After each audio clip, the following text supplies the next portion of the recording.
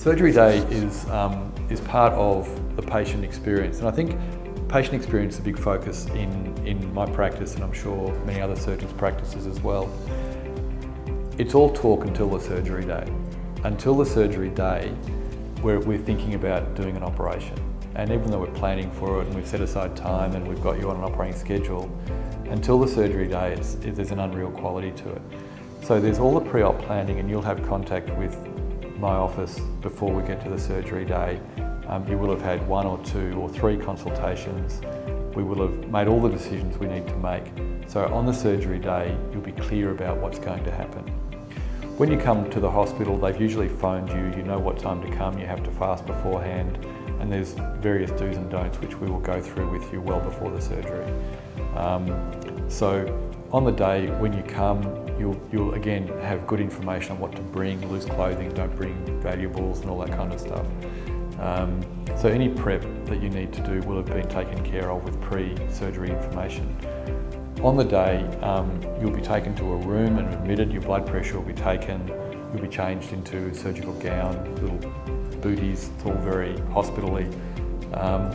Then the anaesthetist will come and see you, discuss the surgery with you, make their anaesthetic plan. You'll have a chance to tell them about things that are important for you. For example, some people get a lot of nausea after anaesthetics.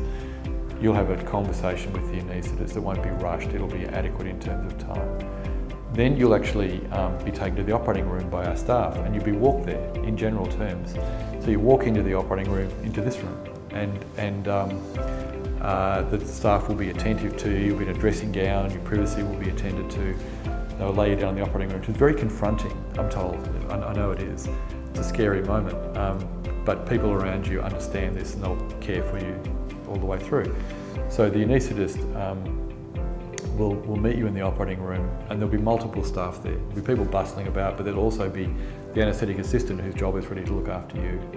So the anaesthetist will then usually put a little IV in or a little needle, give you something to make you drowsy, and then they'll put a mask on you to breathe oxygen, and they'll start the anaesthetic, and then you'll kind of drift off. You may remember none of this, you may remember parts of it later. Then the operation's done, and once we're finished, we put the dressings on you. We then put either a post-op bra or an elastic crop top on you, depending on the surgery, and you'll be taken to the recovery room once you're awake. So your first memory will be really in the recovery room. The recovery room is a place where it's one-on-one.